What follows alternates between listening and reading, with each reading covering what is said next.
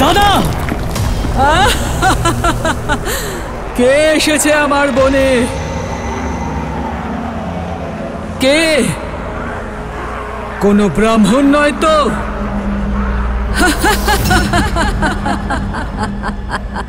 ব্রাহ্মণ, আমি সাবধান করেছিলাম এই বনে ঋষিদের আসা বারণ। এবার তোমরা সবাই মৃত্যুর জন্য প্রস্তুত হও।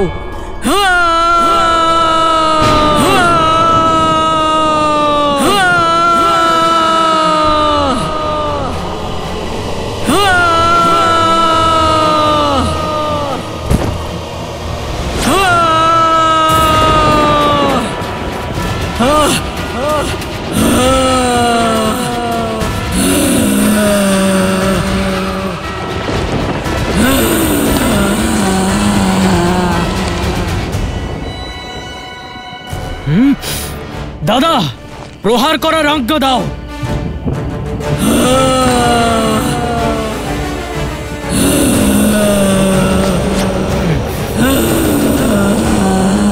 আজ্ঞা দাও দাদা।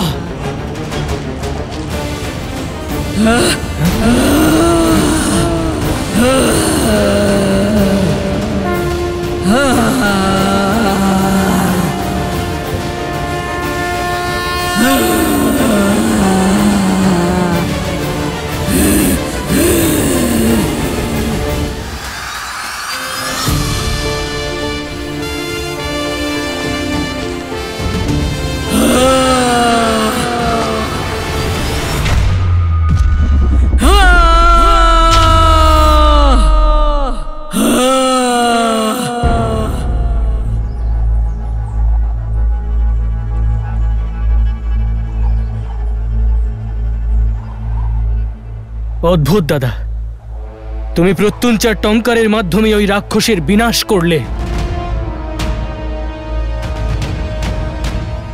না লক্ষণ, ওনাকে শুধু সতর্ক করেছি। তারকা সতর্কতা বোঝে না, শুধু আক্রমণ বোঝে। ও অবশ্যই ফিরে আসবে। তারকা?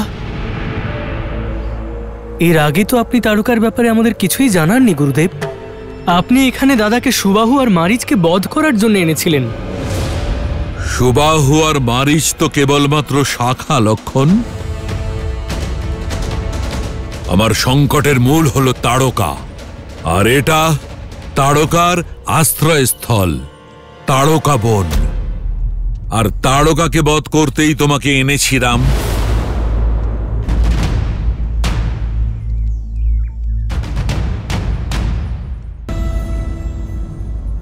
নারীকে বধ করা অপরাধ ব্রহ্মর্ষি।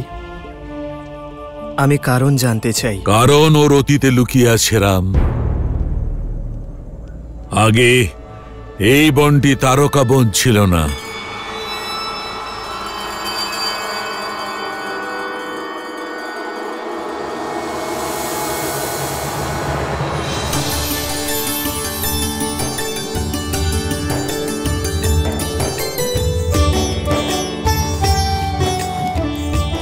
যখন তারকা এক রাক্ষসী নয়, বরং সুন্দরী যক্ষিণী ছিল। যক্ষরাজ সুকেতুর কন্যা। পিতা, আমার কন্যা। যক্ষিণী তারকার কোমল মনে প্রেম অঙ্কুরিত হল। সে ভালোবাসলো এক গন্ধর্বকে, যার নাম ছিল শুণ্ড।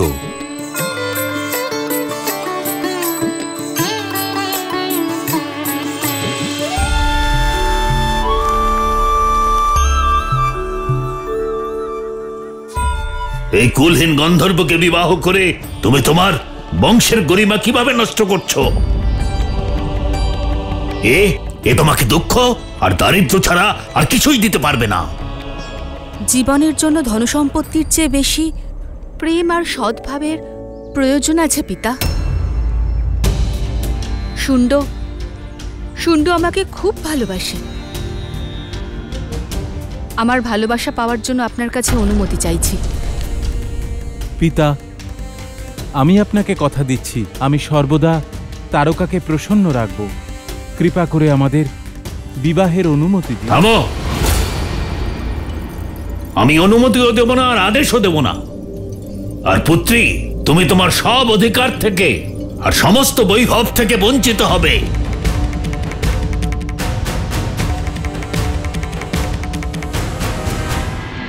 প্রকৃত প্রেম কোনো আদেশ আর অনুমতি ছাড়াও সফল হতে পারে। ক্ষমা করবেন পিতা, আমি আমার ভালোবাসাকে পাওয়ার জন্য এই সমস্ত ঐশ্বর্য ত্যাগ করতে প্রস্তুত। তুমি এই গন্ধর্বের জন্য নিজের পিতাকে অবহেলা করছো। সৈনিকগণ, এই গন্ধর্বকে বধ করো। প্রেমিক না থাকলে তখন ভালোবাসবে কাকে? ছেড়ে দাও, ছেড়ে দাও আমাকে। পিতা! ছাড়ো, সুন্দর! ছেড়ে দাও, ছাড়ো। সুন্দর!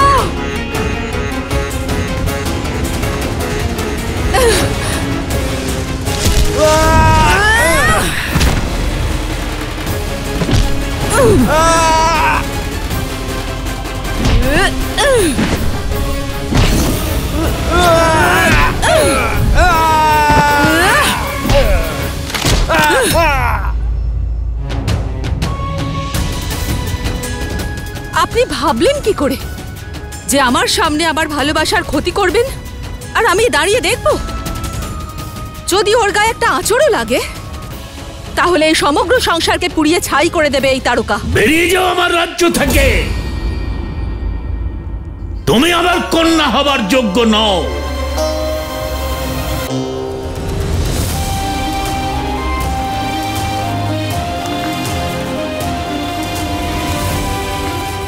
সুখ স্বাচ্ছন্দ্যে বড় হয়ে ওঠা রাজকুমারী তখন ছিল বহিষ্কৃত, কিন্তু শুণ্ডের সঙ্গে প্রসন্ন ছিল।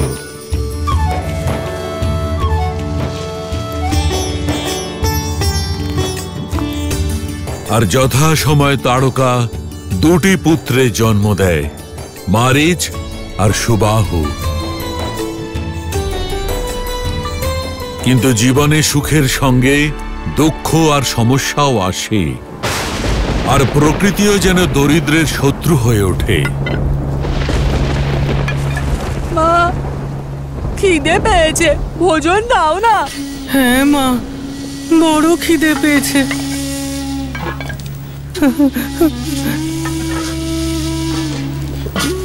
শান্ত হও পুত্র, বৃষ্টি থেমে যাক, পিতা কিছু নিয়ে আসবেন, ঠিক আছে?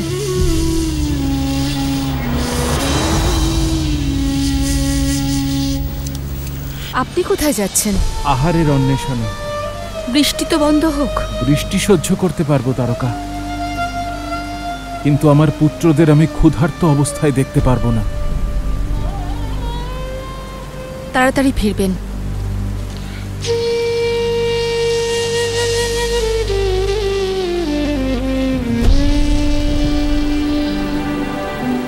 মা, খুব খিদে পেয়েছে। হ্যাঁ মা, খুব খিদে পেয়েছে।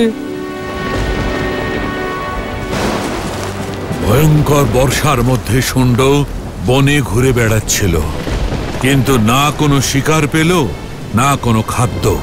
ক্ষুধায় তৃষ্ণায় ক্লান্ত শুণ্ড শক্তি ফিরে পেতে বনে জন্মানো কিছু মাদক বনস্পতি খেয়ে ফেলে।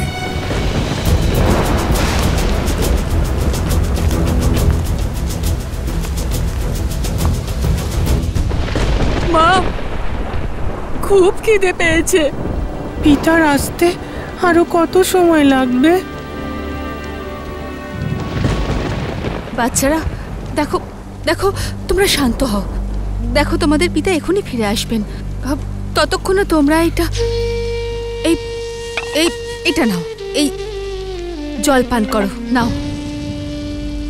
দেখো, যখন উনি ফিরবেন তোমাদের জন্য অনেক মিষ্টি ফল নিয়ে আসবেন। আর খিদে যত বেশি পায়, ভোজন করার সময় ততটাই তৃপ্ত হই, তাই না? পান করো, ঠিক আছে?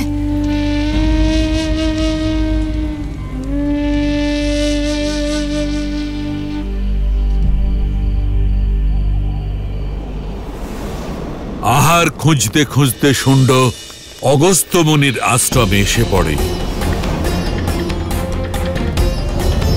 যজ্ঞবেদীর পাশে ফল এবং অন্যান্য খাদ্য দেখে ও সেগুলো নিয়ে যেতে মনস্থ করে।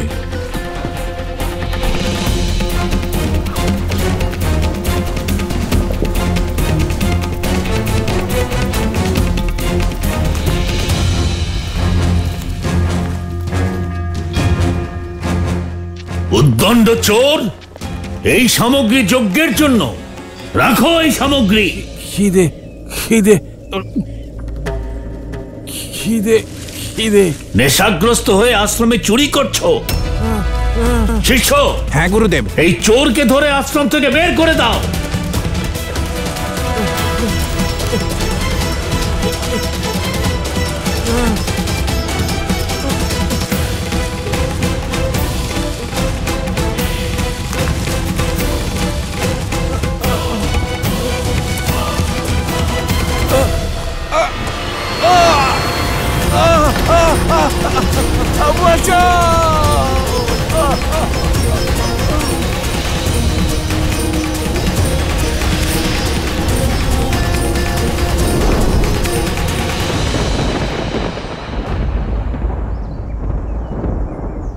ওদিকে স্বামীকে ফিরে আসতে না দেখে তারকা ব্যাকুল হয়ে ওঠে।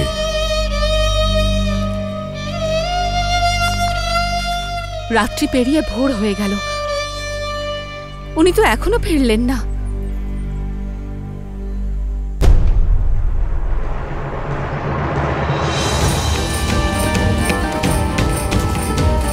মা, মা, মা!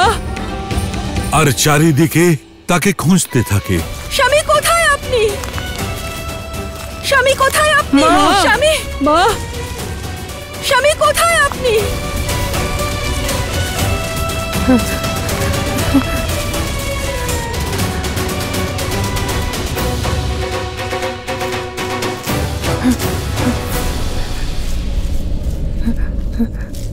ঋষিবর, আমাকে সাহায্য করুন। আমার স্বামী ভোজনের সন্ধানে বেরিয়েছিলেন, এখনো ফেরেননি। উনি কি পথ হারিয়ে এখানে এসেছিলেন? উনি দীর্ঘকায় এবং গৌরবর্ণ। তাহলে ও তোমার স্বামী ছিল? ও এসেছিল? হ্যাঁ। কোথায় উনি? স্বামী, স্বামী, স্বামী কোথায় আপনি? ও নেশাগ্রস্ত হয়েছিল আর যজ্ঞের সমস্ত সামগ্রী চুরি করছিল। আমি বারণ করেছিলাম, কিন্তু ও ভারসাম্য হারিয়ে এই যজ্ঞকুণ্ডে পড়ে ভস্ম হয়ে গিয়েছে। আর তার সঙ্গে 40 বৎসর ধরে চলা অখণ্ড যজ্ঞ ভঙ্গ হয়ে গেল।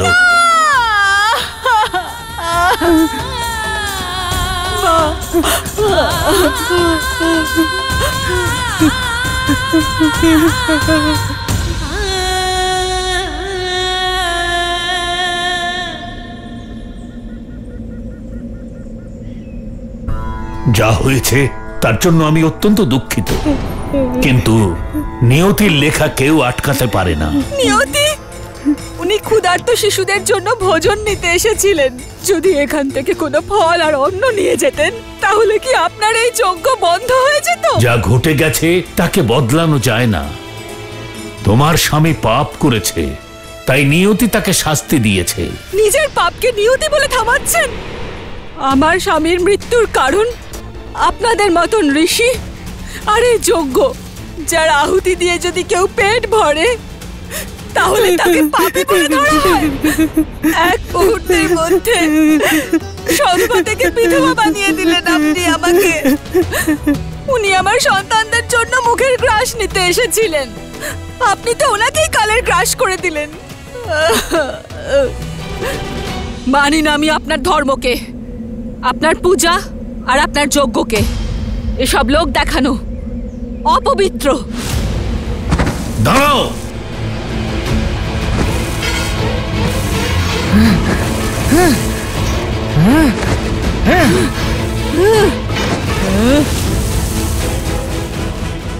যক্ষিণী তারকা, তোমার এই ব্যবহার অনুচিত, রাক্ষসীর মতো।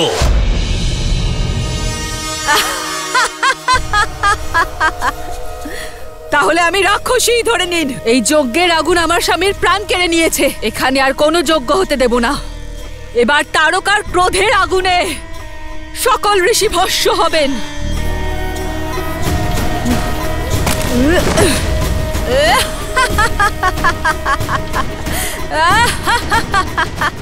আমি তোমাকে দুঃখী মনে করে প্রার্থনা করছিলাম, কিন্তু তুমি একজন নির্দোষীকে হত্যা করলে, যা একটা রাক্ষসীর কাজ। আমি তোমাকে অভিশাপ দিচ্ছি যে আজ থেকেই তুমি আর তোমার এই পুত্রেরা রাক্ষস হয়ে যাবে।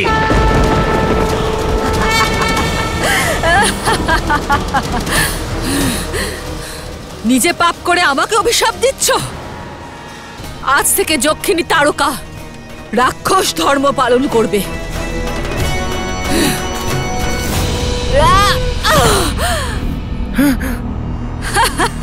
আমি এই যজ্ঞ ছেড়ে চলে যাচ্ছি তারকা। এখনো তুমি যদি কুপথ বেছে নাও, তাহলে তোমাকে তোমার কর্মফল ভোগ করতে হবে। যাও ঋষি, আর সব করুণাহীন মূর্খ ব্রাহ্মণদের বলে দিও যে এখন এটা অগস্ত্য বন নয়, তারকা বন। এটা তারকা বন। আর যে এখানে যজ্ঞ করবে সে মুক্তি নয়, তারকার হাতে মৃত্যু লাভ করবে। মৃত্যু।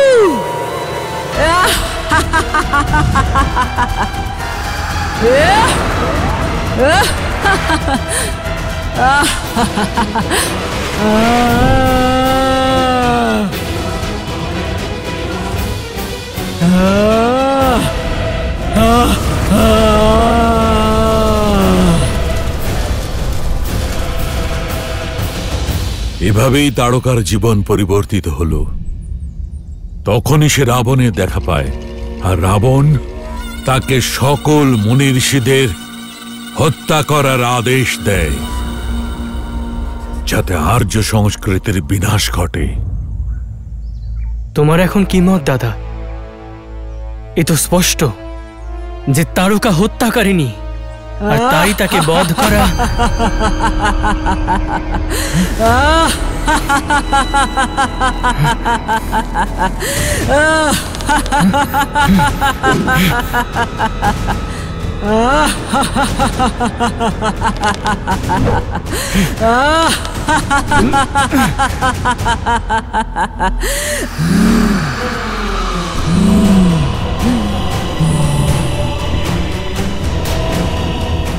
ব্রাহ্মণদের অভিশাপ যখন কাজ করলো না, তখন এই ক্ষত্রিয় বালকদের নিয়ে এলে তারকাকে মারতে।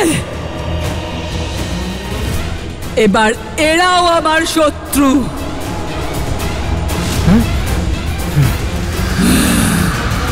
আমরা আপনার শত্রু নই মা।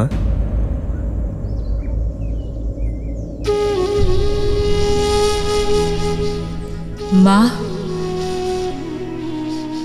তুমি আমাকে মা বললে?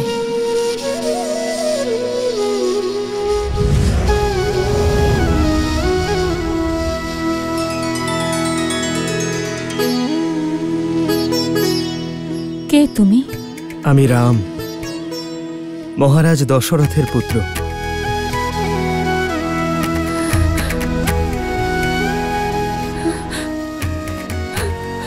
দশরথ পুত্র রাম, ধর্মরক্ষক। কিন্তু তুমি এখানে এই ঋষির সঙ্গে কি করছো? তোমার তো আমার পক্ষ নেওয়া উচিত। এই নির্দয় ঋষিদের হত্যা করার জন্য আমার সঙ্গে থাকা উচিত।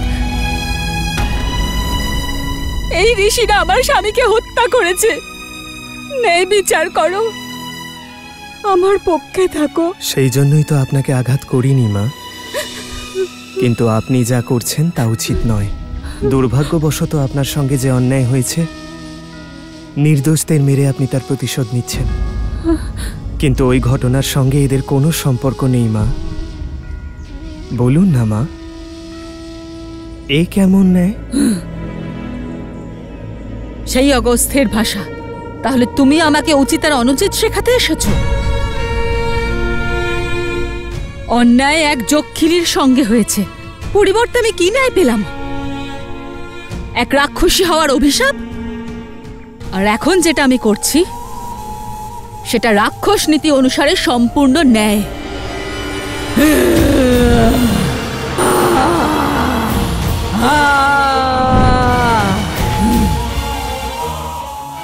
আর আমার ন্যায় তো এটাই বলে সকল ঋষিদের বিনাশ হবে। এই বিশ্বামিত্রেরও।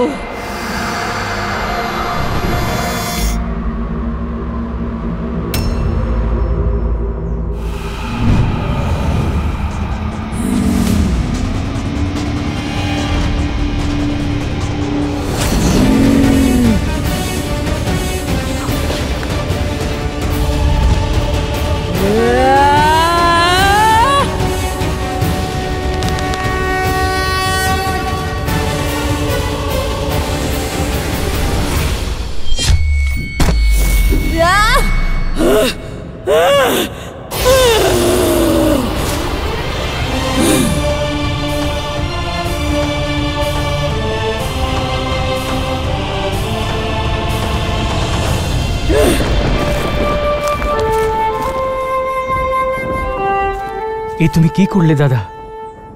তোমার ওকে বধ করা উচিত ছিল। ও বধ করারই পাত্র। বধ করা খুবই সহজ লক্ষণ, কিন্তু শোধরানোর সুযোগ দেওয়া আবশ্যক। জানি অনেক দেরি হয়ে গেছে, কিন্তু একটি সুযোগ তো ওকে দিতেই হবে। সূর্যাস্ত হতে চলেছে রাম। রাত্রি হলেই এই নিশাচরদের শক্তি কয়েক গুণ বেড়ে যায়, আর এদের মায়াও। যদি তারকা সেই সময় আসে, তাকে বধ করা দুষ্কর হয়ে যাবে। শত্রুর আচরণে আমার আচরণ পরিবর্তন হবে না গুরুদেব। যদি সুযোগ পাওয়ার পরেও তারকা সঠিক পথ না বেছে নেয়, আবার ফিরে আসে, তখন আমার অন্তরের কথা শোনার অনুমতি দিন ব্রহ্মর্ষি।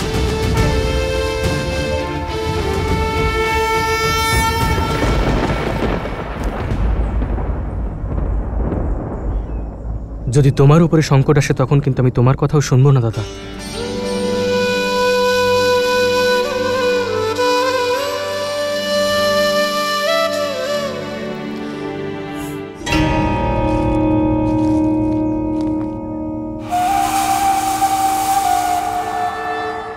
রাত্রির সময় কালকে অবশ্যই কাজে লাগাবে তারকারাম।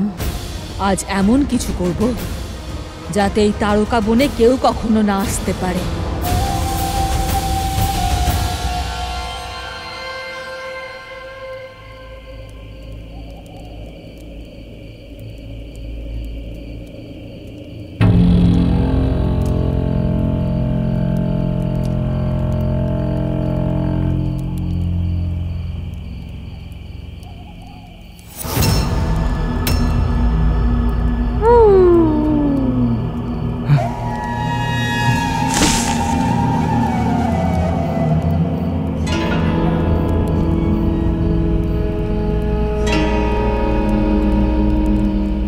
দাদা,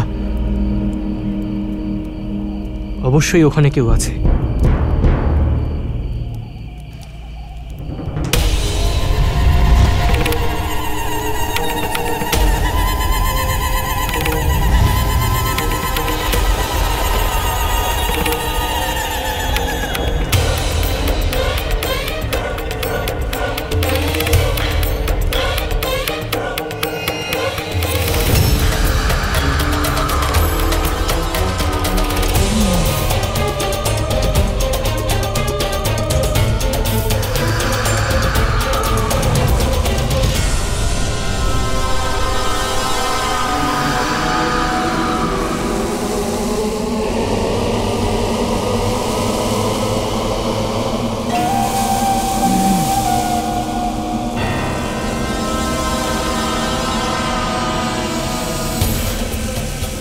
দাদা, কিছু দেখতে পাচ্ছি না।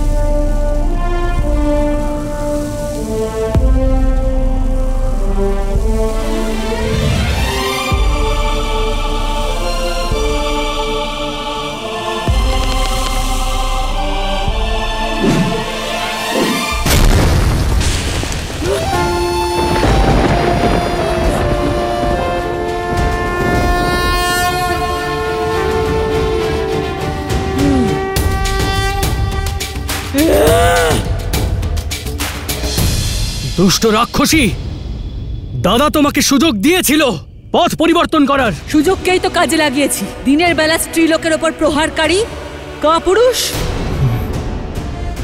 এবার রাত্রিবেলা প্রহার করে দেখাও তারকাকে।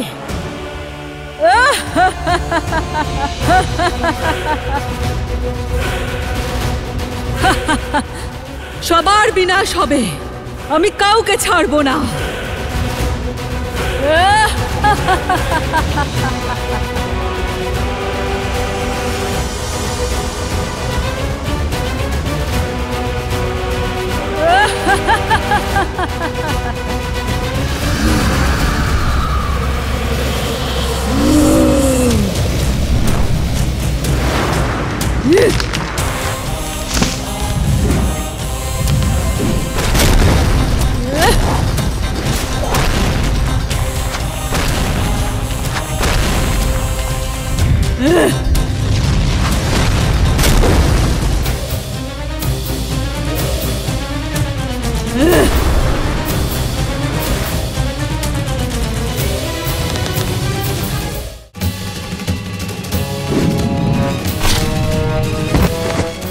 শুধুমাত্র তারকা বধ হয়েছে। এই বনাঞ্চল এখনো সম্পূর্ণ সুরক্ষিত নয় রাম। সুবাহু আর মারিচ ওরা প্রতিশোধ নিতে তৈরি হচ্ছে।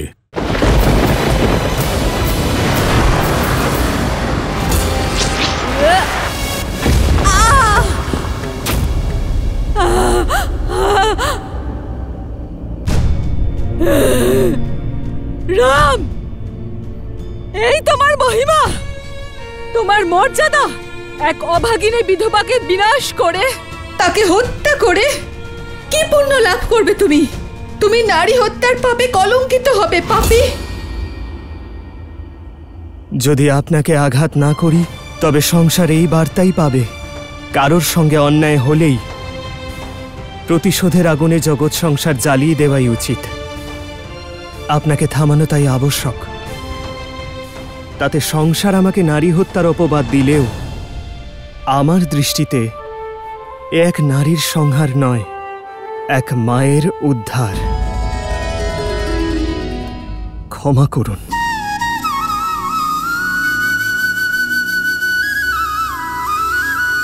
आदर्श और मर्यादा की है ये कथा महापावनम। काट मद श्री से मिला दे श्रीमद् रामायणम, श्रीमद् रामायणम, श्रीमद् रामायणम।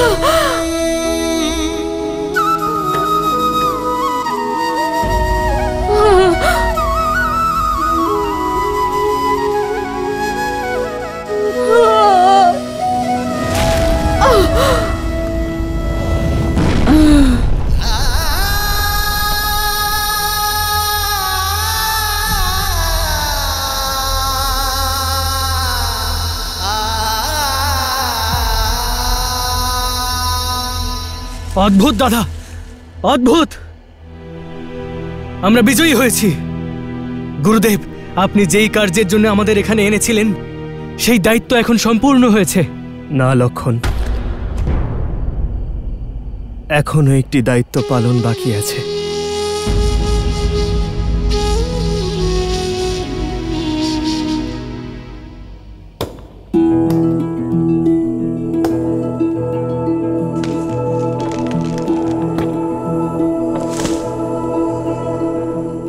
দাদা, আমরা তারকার শেষকৃত্যের জন্য ব্যবস্থা করছি। একে তো রাক্ষসী, তার উপরে আমাদের শত্রু। যে আর এই সংসারে নেই তার সঙ্গে শত্রুতা কিসের লক্ষণ? ওনার অন্ত্যেষ্টির সঙ্গেই আমাদের কার্য শেষ হবে লক্ষণ। আমার ইচ্ছে ওনার পুত্র মারিচ এবং সুবাহু ওনার মুখাগ্নি করুক। আমার তা মনে হয় না দাদা। নিজের মায়ের বধ দেখার পর ওরা দুজন আমাদের সম্মুখে আসবে।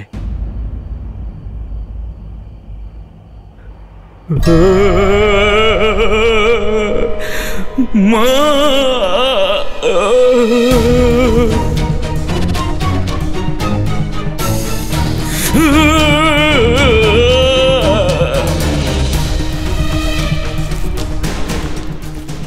অনুজ সুবাহু।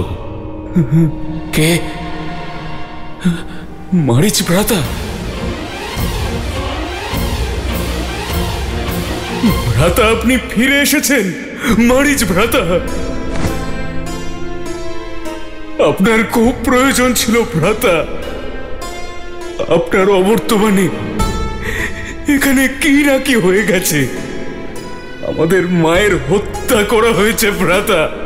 আমরা অনাথ হয়ে গেছি। আমাদের অনাথ করে দিয়েছে।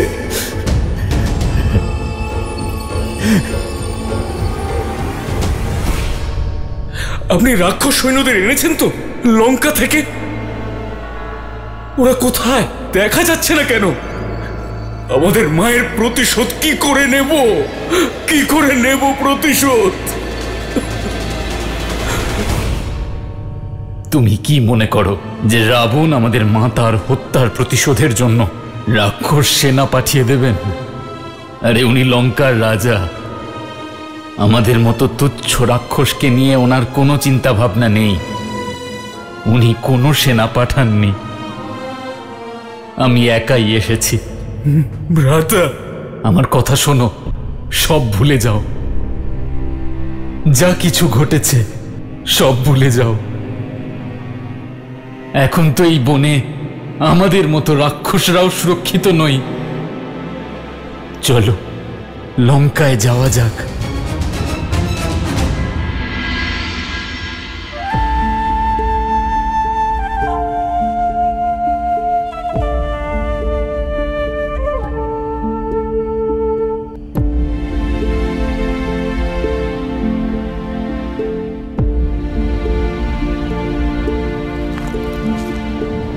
মা,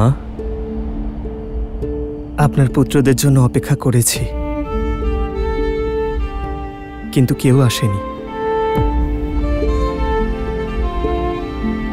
আমি আপনাকে মা বলে ডেকেছি। একজন পুত্রের মতো আমি আপনার মুখাগ্নি করব। ঈশ্বর আপনাকে মুক্তি দিন।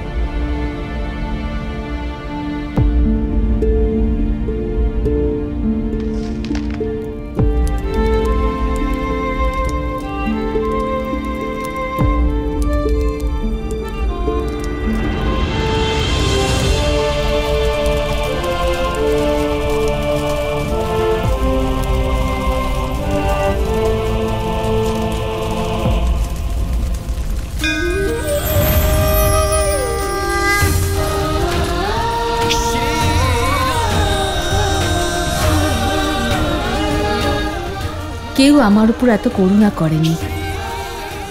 আপনি তো আমার মতন এক পাপীর জন্য মোক্ষের দ্বার খুলে দিয়েছেন। ধন্যবাদ শ্রীরাম।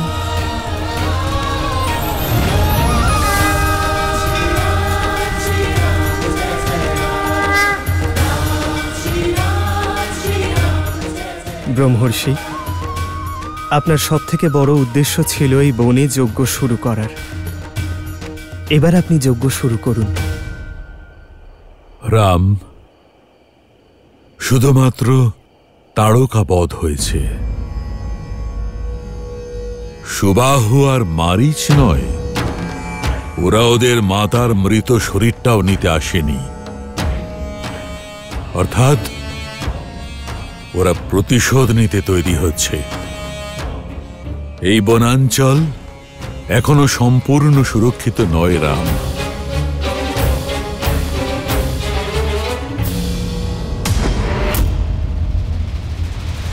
আমি জানি না যে আপনার শরীরে মায়ের রক্ত বইছে কিনা। আপনি চক্ষু নন এবং রাক্ষস নন। আমাদের মায়ের হত্যার প্রতিশোধ নেওয়ার পরিবর্তে আপনি আমাকে সব ভুলে যেতে বলছেন। আরে চলে যান আর গিয়ে পড়ে থাকুন ওই রাবণের চরণে। আমার মায়ের প্রতিশোধ আমি একাই নেব। প্ররোচিত করো না আমায়। আমি কাপুরুষ নই, শুধু তোমার ভালো চাই। আমাদের মাতার মধ্যে 1000 হাতির বল ছিল। ওই রাম মাত্র একটি তীরেই আমাদের মাতার হত্যা করেছে। আমরা এত সহজে ওই রামের কিছু করতে পারবো না। রামকে হত্যা করতে পারবো না, কিন্তু ওর উদ্দেশ্যকে তো ভঙ্গ করতে পারবো। ওই রাম বিশ্বামিত্রকে যজ্ঞ রক্ষা করার প্রতিশ্রুতি দিয়েছে। আমরা ওই যজ্ঞে বাধা উৎপন্ন করে ওর উদ্দেশ্যকে তো ভঙ্গ করতেই পারি। ও রঘুবংশীয়, প্রতিশ্রুতি ভঙ্গ হলে ও এমনিতেই শেষ হয়ে যাবে। ঠিক আছে, আমি তোমাকে আমার শক্তি দিয়ে সাহায্য করব, কিন্তু তারপরে তোমাকে আমার সঙ্গে লঙ্কা যেতে হবে।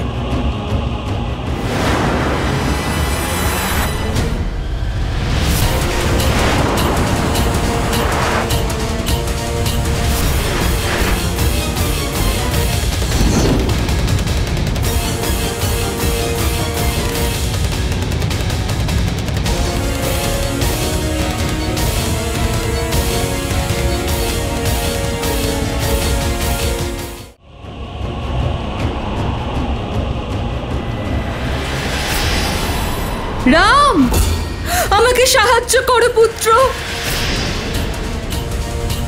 রাম,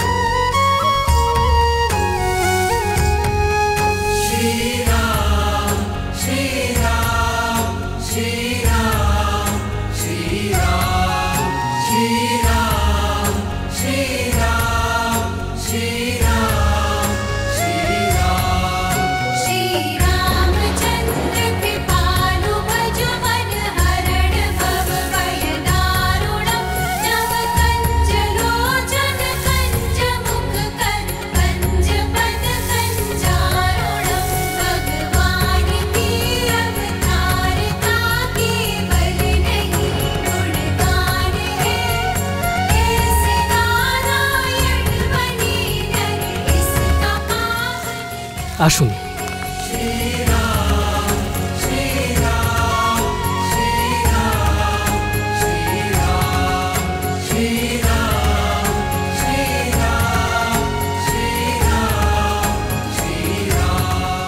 আসুন, গ্রহণ করুন।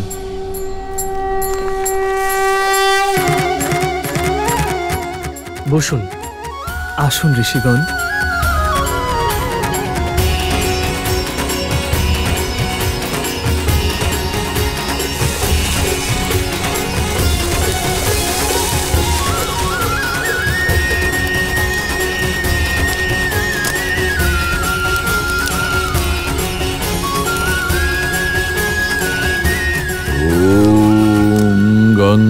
गणपते नमः।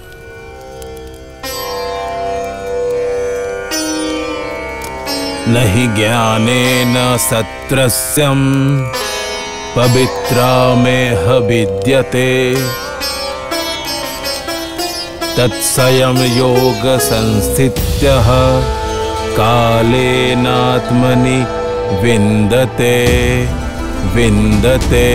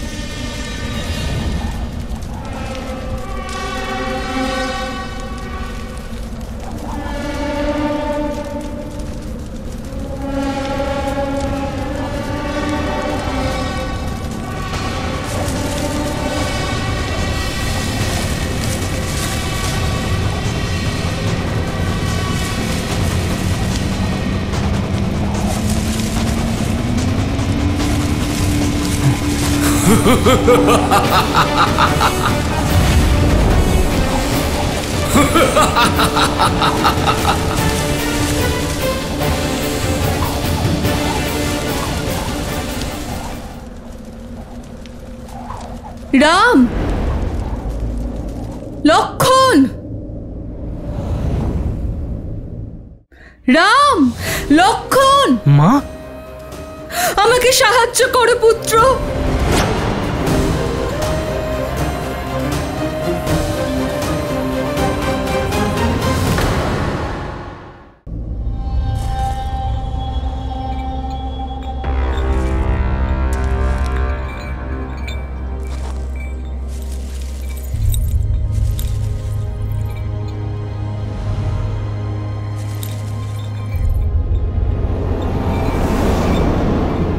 রাম,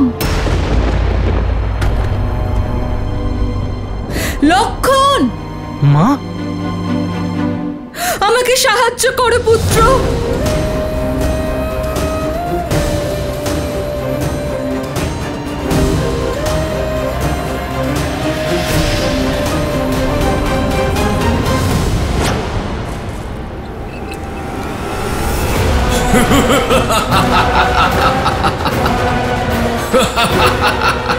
রাম,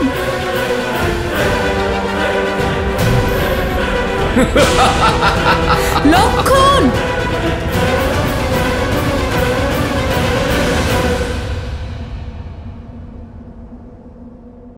আমার মা পাষাণে পরিবর্তিত হবার অভিশাপ পেয়েছিল। যদি অভিশাপ থাকে তার থেকে মুক্তির উপায়ও আছে। তাহলে দশরথ নন্দনের মতন কেউ আসবেন, যিনি মাতা অহল্যাকে মুক্তি দেবেন।